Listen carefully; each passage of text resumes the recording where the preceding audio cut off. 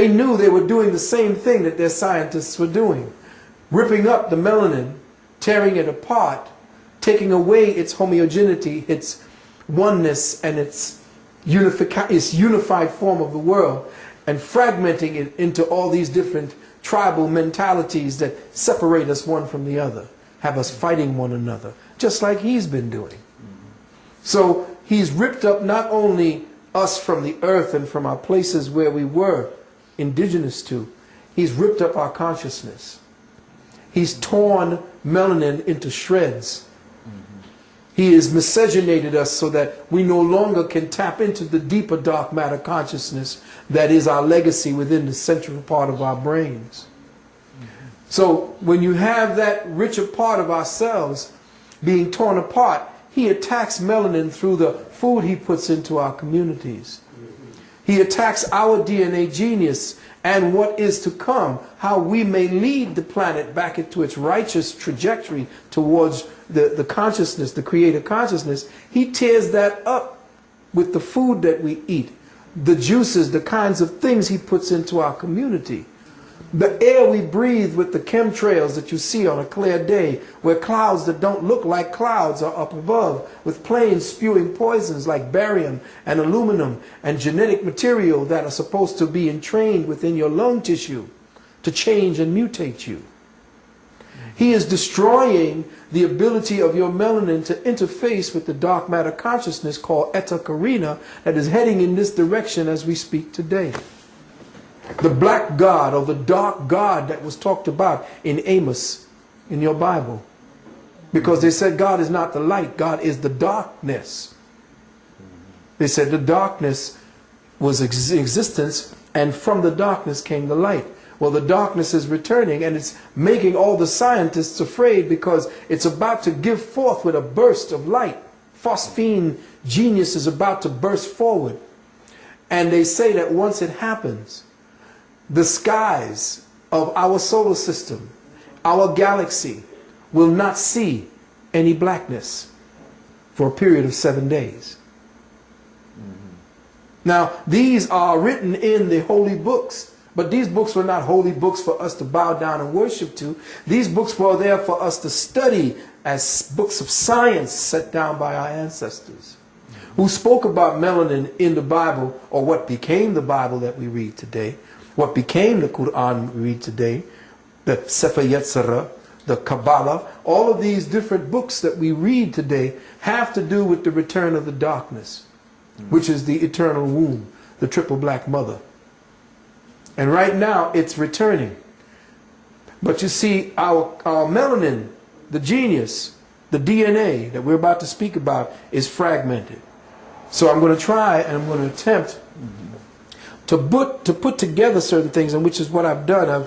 When you asked me what it is that you wanted to speak about the 6-strand DNA series. The series, the six-strand DNA, the 6th day, I'm going to explain what that means. And the 9-strand DNA series. That has metaphysical ramifications way beyond what their science is revealing to them, or what their own contained mentality will allow them to understand.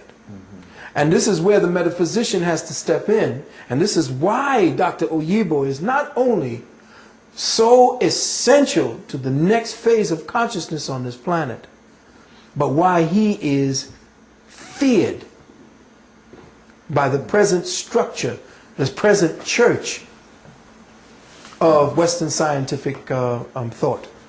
So in listening to what it is that you wanted to speak about and hear, is global distribution of the DNA series, this is nothing new.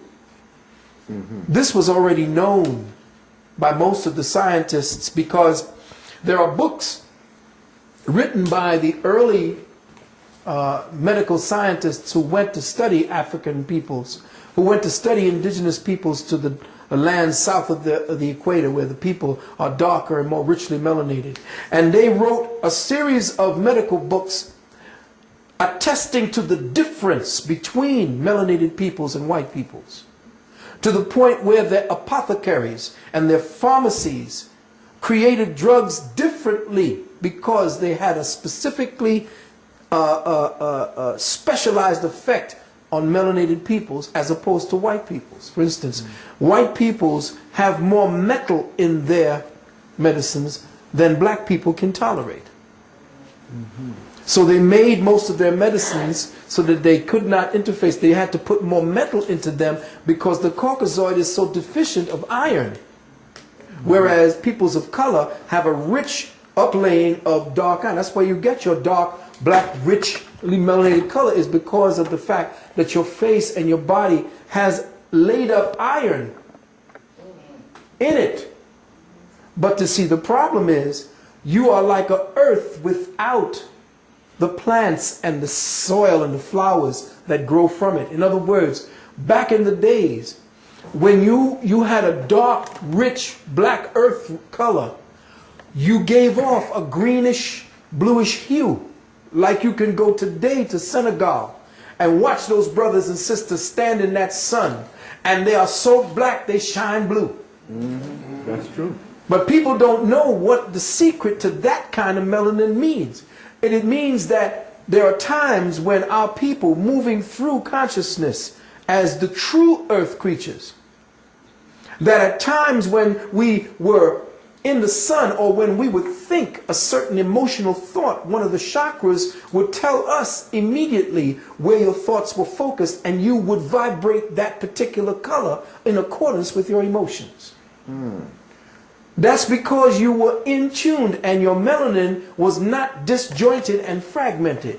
It was connected directly to the interlacing conduits that connected directly to your nervous system.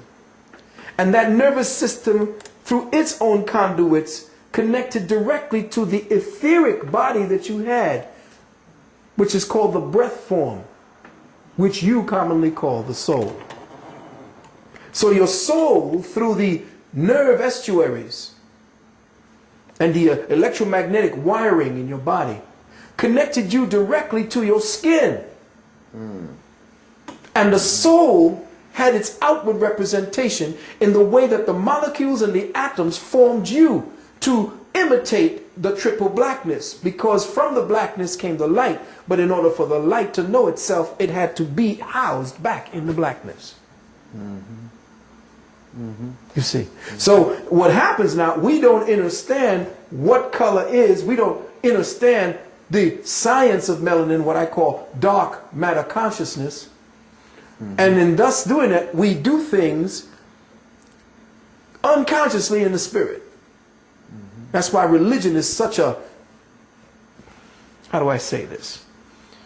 Such a deep, intoxicating, and addicting substance to dark folks. That is the number one place where they can defer and deter the consciousness of black people by setting up a structure to intercept the true spirit. And the one structure that intercepts the true spirit is religion.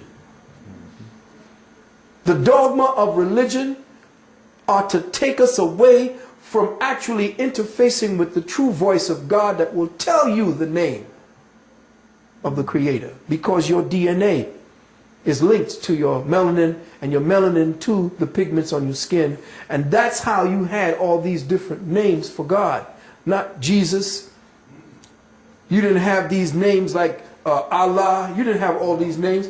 These names came and were fostered upon you because you had names like Unkulunkulu. That was the sound of the cosmic resonance of the drums. And the way Most High spoke to you, so you spoke back the name that was given to you directly. You didn't need a second-hand interpreter to give you a name for God. God already gave you its name wherever you were on the planet, because the name that you called God where you were on this planet was the harmonic frequency necessary to keep the balance of the overall planet in place. So when this Caucasoid came around and began ripping up all of your religious sounds and your music and the way you spoke directly to the Creator, It ripped up and tore apart the